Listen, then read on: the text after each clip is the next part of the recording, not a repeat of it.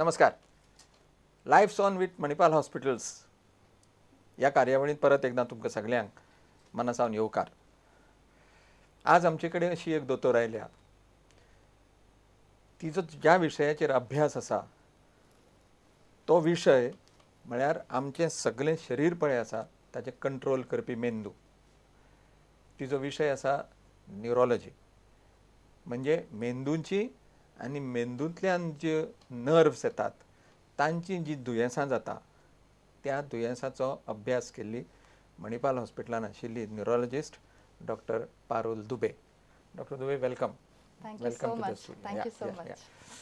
Now, let me ask you a basic question. What does the subject of neurology deal with? Okay. So neurology is that branch of medicine which deals with the brain, the spinal cord, which we call the central nervous system. And the brain has got some cranial nerves and the spinal cord gives rise to peripheral nerves. So that constitutes our nervous system, what we know as the nerves. So it deals with the diseases of the brain, the diseases of the spinal cord, the diseases of the nerves. The nerves finally go and supply the muscles. So it also deals with the muscles. So actually, I feel neurology is a branch which covers the entire body. Actually. Yeah. Now, let us not talk only of the diseases. See, as a nervous system, it plays a great role as soon as the child is born or even before the child is born. The brain starts functioning and the heart starts functioning. These are the two organs which never sleep, they say. They always function. So, does the brain spinal cord grow with the body in the same proportion, or if it does not grow, does it lead to some problems in childhood? Yeah, of course, the brain and spinal cord also grow. Like as we know, initially when the child is born, there are so many reflexes which kind of disappear as one ages. So the lobes of the brain grow in various proportions. The spinal cord also grows. And just like the bones grow, the spinal cord also grows. So it's very important that they grow in the proportion they should. Otherwise there are problems. Because if the brain doesn't grow as much as it should, then it can lead to mental subnormality, low intelligence, and such problems can many times be associated with not only low intelligence but various other problems like seizures. Many people in whom the spinal cord doesn't grow as much as the vertebral column does, then the nerves get stretched and there are problems with walking. These things are kind of congenital. So of course they should grow appropriately and in proportion, otherwise it's a problem. And normally when a child grows, there are certain milestones which are traditionally looked at, like the teeth should be there, say. Right. It's 1 to walk and 2 to talk. How do you come to know that there is some problem with neurology or nervous system? Actually, see, when we get to see all these children who are kind of delayed, it comes to the notice of the pediatrician most of the time and the parents, of course, because their other children have grown as traditionally known, like 1 to walk and 2 to talk. So they realize that something is wrong. The child has not started talking till now. He should have done that. It seems slower in learning things. So the development, as we assess in our families also, this child is growing normally. So mostly the patients come to us with those problems, that there is a developmental delay. Sometimes those who have milder problems, they come, suppose they come with seizures, then we always, in case of children, always ask that birth history, developmental history, whether everything was on time or not, whether he's coping up with other children in school. So, and then we get an IQ assessment, these things. So it's that kind of thing. Sometimes if the problem is mild, they come for some other problem, then we have to assess that whether there is some mental delay or developmental delay. Else many a times patients come to us with developmental delay complaints. Correct. So the first route is almost all the children, parents are attached to the pediatrician. So Right. you go to the pediatrician and pediatrician refers. Yeah. Most of the times with Yeah. neurology. At least here this happens because we don't have a separate pediatric neurology as such. Correct. And correct. that much of awareness regarding pediatric neurology Correct. also is not there. So usually we get referrals from pediatricians Yeah. regarding this. But there is a way direct to the neurologist also. Like if a parent doubts this, Yes. the parents can come even to the neurologist directly. Yes. Yeah, they can, but Yeah. they should be aware. And most of the times people do not really realize that what's happening. Ah, And that's correct, the thing. correct. Yeah. भुरग्यांच्या मदीं मातशें कितें वेगळें जाल्यार दिसलें जाल्यार आमी ल्हान भुरग्यांच्या दोतोराक विचारतातूच, पूण उसरां चलप जाता, उलोवपाक मातसो वेळ जालो जाल्यार डायरेक्टली न्युरोलॉजिस्टा कडेन सुद्दां वचूं येता. हें आमी सगळ्यांनी लक्षांत दवरूंक जाय. You talked about scissors, that is fits. Yeah. Usually it is called fits. Yeah. What is that and why it happens? Fits, the common word as you Correct. said, and I think in Konkani they call it akdi. Akdi. Yeah, so fits are some abnormal involuntary movements happening in the body along with alteration in consciousness. The consciousness of the person also goes off during those abnormal movements. And there are certain signs which people commonly know about, like there are tonic-clonic movements of the body in which like there are movements and the person becomes stiff. The mouth may become may turn to one side, eyes may deviate upwards, there may be froth at the mouth. Sometimes the tongue comes in between the teeth and there's a tongue bite and there may be bleeding. Usually with these movements the person loses consciousness, so may fall down, sustain some injury, and there may be just involuntary passage of urine and sometimes motions also. So such episodes are the classical tonic-clonic seizures that anybody can identify and people know about it. So these are called generalized seizures, but there are many forms of focal seizures, or as they used to be called partial seizures, in which just one side of the body may get stiff, or there may be just a deviation of eyes to one side, there may be just a facial deviation, or there may be suddenly some abnormal behavior by the person, like person may just blink eyes for a while, or may do some abnormal movements at the mouth, like they do these kind of chewing movements, or they may just become blank for a while. So these are also a type of seizures in which the person for a few seconds may go blank and then come back. So many people may not realize that they are seizures, but they are also seizures. Then there's a type of seizures which we usually see in children, which are called absence seizures. They happen multiple times in a day, and a child who was previously fine suddenly starts lagging behind in school, and sometimes the teachers may notice that he just goes off, becomes blank, comes back, continues to do that voluntary activity whatever he was doing, and then suddenly he doesn't know for 10 seconds or less than 10 seconds such episodes may happen. And when we do an EEG, we find some typical findings there which are called absence seizures. They are very much controllable with medications. Rather, most of the seizures are quite controllable with medications. The other thing that you asked was that why do they happen? Correct. So the generation of seizures is because there is abnormal electrical activity that gets generated in some part of the brain. And because the brain controls all the movements, so when there is an abnormal electricity generating somewhere, then it leads to abnormal movements or abnormal behavior or whatever area is affected. According to that, the symptoms appear. So it is kind of an electrical abnormality going on in the brain, which may happen sometimes because of some structural lesion. Like suppose a person got a stroke. After a stroke means a blood clot or a bleed in the brain, then that area kind of heals but creates a focus of abnormal electrical activity. So it can generate seizures later on. In some people, it's like inherent, like their electrical circuits are so made that they have a tendency to fire. Suppose like we have certain group of epilepsies called juvenile myoclonic epilepsies. So if they are sleep deprived, then that's kind of a trigger.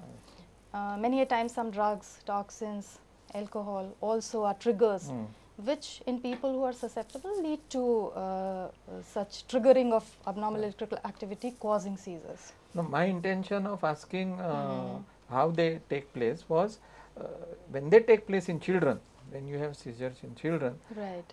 any relation with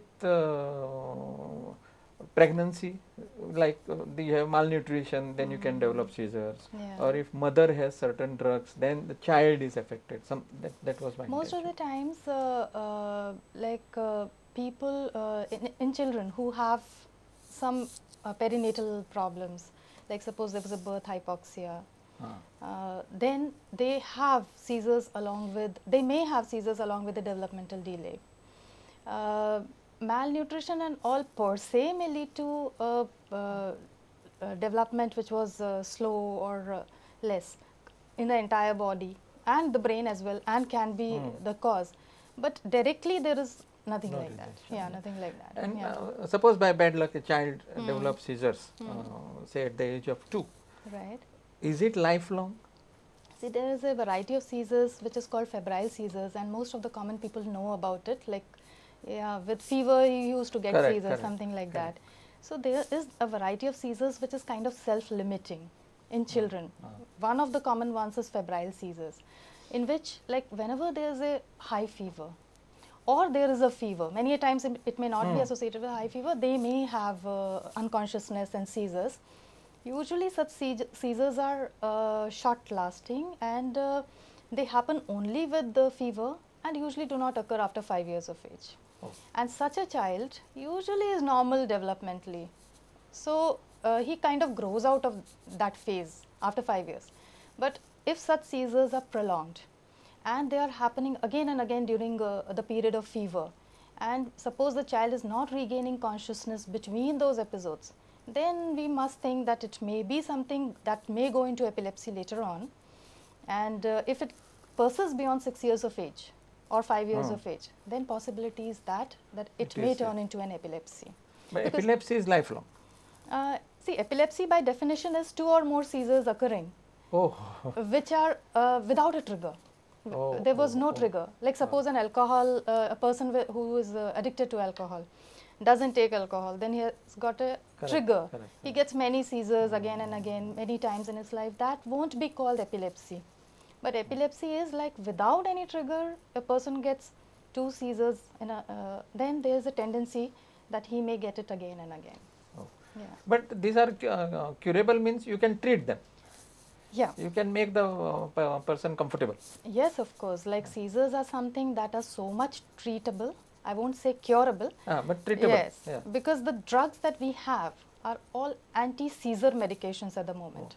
We don't have any medication which is anti-seizurogenic. I mean that no drug can change the electrical circuits that we have, but drugs can suppress those electrical circuits. And they are good drugs.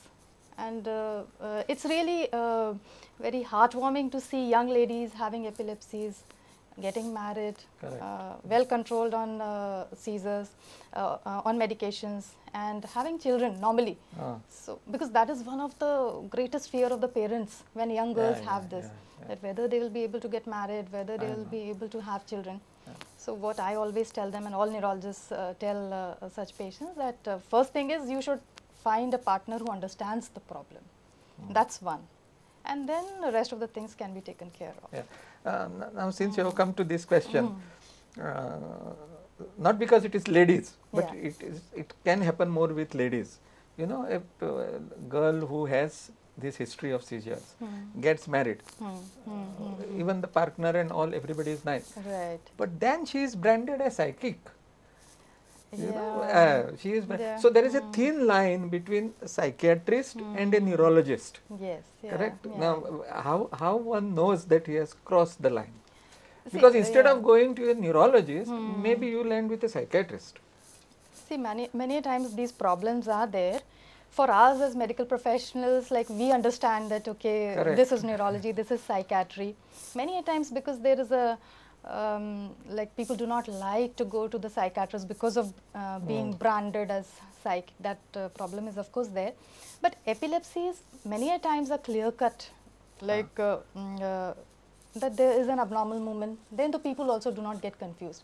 This confusion in case of seizures and epilepsies arises when there are abnormal behaviors involved, like in complex partial seizures. Like there are certain seizures in which the person can just run around, round and get unconscious. Oh. So that is a type of, it arises in certain part of the brain that leads to certain movement. Or there are certain seizures in which they suddenly start saying bad words and then they become unconscious. So that history tells us exactly that what is what. So such patients may be the more confused ones who do not know where to go, psychiatry or neurology. Then second thing is that many patients with epilepsies may have some personality issues at times because of confidence, and there may be some behavioral things that's there. But generally, like broadly speaking, the epilepsies are, I tell my patients that like you have some people live with medications with blood pressure. What treatment they do have for blood pressure as such? You have to be on medications, you have to maintain your lifestyle. These are the things. So similarly, like you are normal, of course you are completely normal, but this abnormal signal generation is there in your brain, which will be well able to control with medications. So you should be a normal person. That's one. First of all, their confidence should be there. And second, the family should feel confident enough to, empowered enough to be able to manage this situation. So, have I answered your question? You have.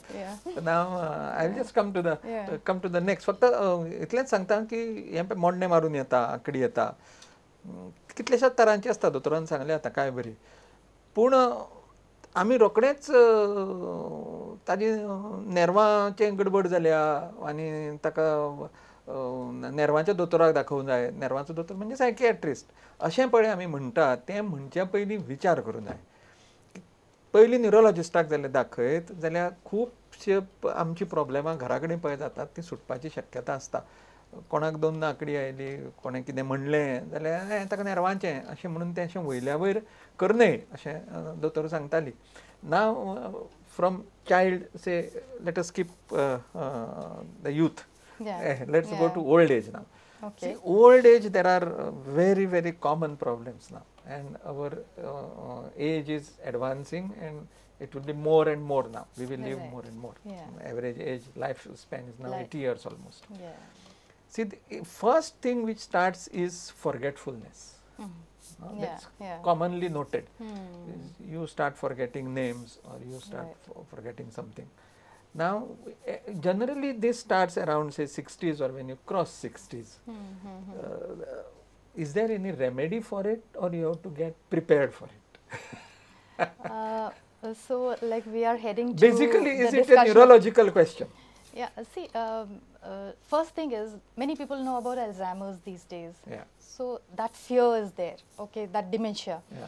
So like we are heading to that discussion. Correct. Dementia. Yes. So first of all, like we must know what defines dementia. What is the definition? One is like every one of us forgets. All of us forget. We remain busy with so many things. We are multitasking. We are doing this and that.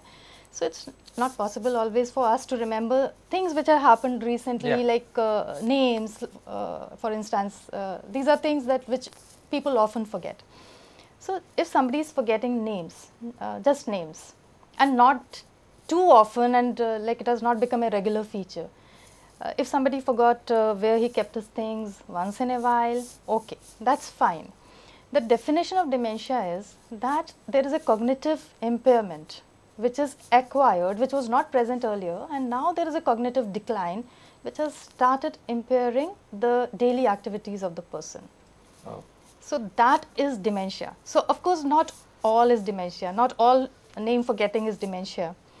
But then there is a milder state, an earlier state, which we call MCI, mild cognitive impairment. So that is the case in which, like when we do a cognitive assessment, then we try to assess all the lobes of the brain. Each of the lobes of the brain has a function to do, like many functions to do rather, but some functions are quite characteristic of one lobe. So if we find that there is a decline in in the cognitive function on that assessment, but still the person is not dependent for anything in his activities of daily living, then we may put him into the bracket of MCI, that is mild cognitive impairment, and such a person would need a repeat assessment, maybe 6 monthly or yearly basis, to see if there is a cognitive progressive decline has been there. So basically it has to affect your daily routine. When you call it dementia. When you call it dementia. Yeah. Now you mentioned about Alzheimer's. Alzheimer's is a further state. Alzheimer's. See, dementias, the category of dementias includes many things. One of it is Alzheimer's. Oh. There are so many other dementias. What is this Alzheimer's? So Alzheimer's is that type of dementia. It is of course the most common dementia in which the temporal lobes of the brain, the medial temporal lobes are more affected. So memory gets affected first, and for a long time their behavior and all doesn't get affected. Because if you meet them socially, you will never find that there is a problem, but they keep on forgetting things which are happening recently. While there is a variety of dementia which we call frontotemporal dementia, which in which behavior is more of a problem rather than memory. Their memory may be okay, but then cognitively they are also impaired, so it is a dementia. So dementias are of various types. Alzheimer's is one type of dementia. Yeah, another question I think last you asked was that how can you prevent it? Yes. So just like we can prevent strokes by managing the risk factors, dementia also has similar risk factors.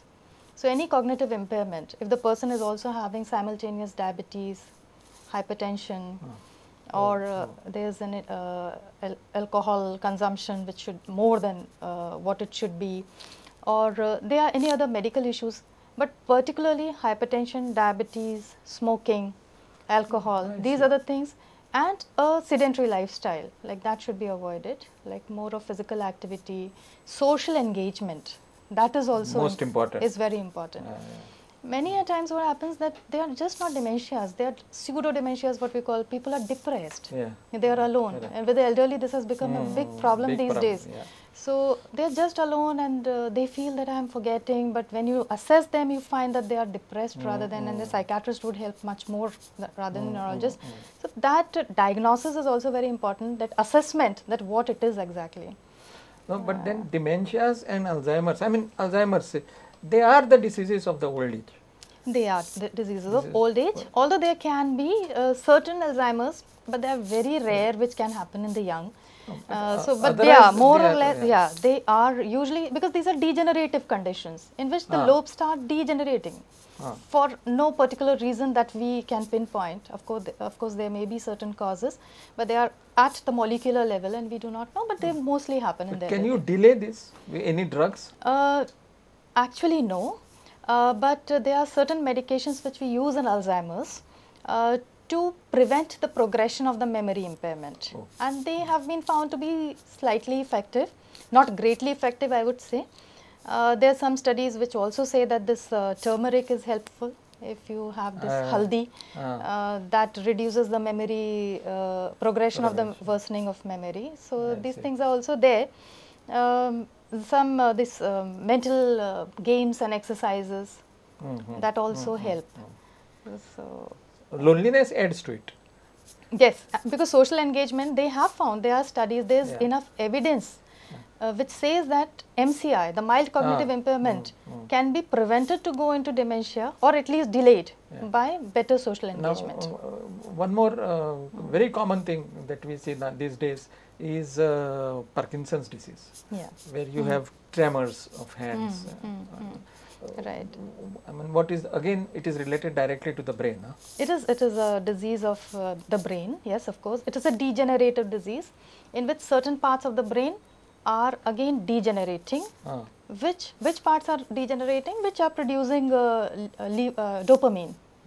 So dopamine is one of the chemicals in the brain. So it is created by certain parts. So those parts are degenerating. Parkinson's is different from dementia. Parkinson is more of a problem of movement, like people identify it with a tremor. But yeah, we must know that tremor is not always due to Parkinson. There are other varieties of tremors also. Like we see, like many of our grandfathers used to have Correct. If holding a cup or holding a newspaper, they get the Yeah, tremor. That is something that is familial. It is an essential tremor. It is a benign thing, and it is not Parkinson. But otherwise, the Parkinson disease that we are talking about, in which usually you get a rest tremor. Like your hand is kept and then it moves like this. It's called a typical pill rolling tremor. And many a times, like holding objects, they may not get that tremor. But more than that, the hallmark is that, of course, the rest tremor is one of the hallmarks of diagnosis of Parkinson's, but they get slowed down in their activities. Their speed of walking is slow, their speed of doing all the things is slow. And rather a typical Parkinson patient, as soon as he enters the room, you know that it is Parkinson. It's quite typical because the face becomes expressionless. But the good thing about Parkinson's disease is that it can be managed for fairly well for a long time. And it is not anything that would threaten the life of a person. Of course, it reduces the quality of life, which can be managed quite well with medications. म्हाका दिसता भुरग्यां खातीर मातशें वेगळेपण दिसत जाल्यार ताका कितें करूंक जाय आनी जाणटेपण आतां वय वाडत वतलें आनी जाणटेपणांत विसरप मागीर अल्झायमर्स डिसीज जे सगळ्यांक नांवान खबर आसा तो मनीस घरांतल्यान भायर वता ताका कांय कळना विसरता सगळें ताका खबर नासता कांय आनी पार्किन्सन पूण पार्किन्सन्स डिसीज म्हणजे फक्त दोतोरान सांगलें तशें हात हालूंक लागलो कपाक धरलो आनी कितें धरलें म्हणजे पार्किन्सन न्ही तर हें सगळें जातकीच आमचें काम कितें आमचें काम ना पळोवया आनी 6 दिसांनी पळोवया म्हयन्यान अमक्याक कशें जाल्लें तें आपुणूच थांबलें अशें खूब फावटी आमी म्हणटात भुरग्यांच्या बाबतींत तर अशें केन्नाच म्हणचें न्ही मातशें वेगळेपण कितें दिसलें आनी जाणटेपणांत सुद्दां मातशें वेगळेपण जालें कितें दिसलें तो जाणटो मनीस वचूंक शकना दोतोरा कडेन आमी तांकां घेवन न्युरोलॉजिस्टा कडेन वचूंक जाय आनी न्युरोलॉजिस्टाचें म्हणणें कितें आसा कित्याक ह्या सगळ्या दुयेंसाचेर डॉक्टर दुबेन सांगली तशी आज वखदां आसात थोड्या वखदांनी ही दुयेंसां बरी जातात पूण थोड्या वखदांनी दुयेंसां जरी बरी जाली ना जाल्यारूय पेशंटाक आपलें फुडलें आयुश्य पळय आसा तें बरे तरेन काडूंक मेळटा doctor you specially came for this program despite your busy schedule I know thanks very much thank you so much it was a pleasure being here thank you so much thank you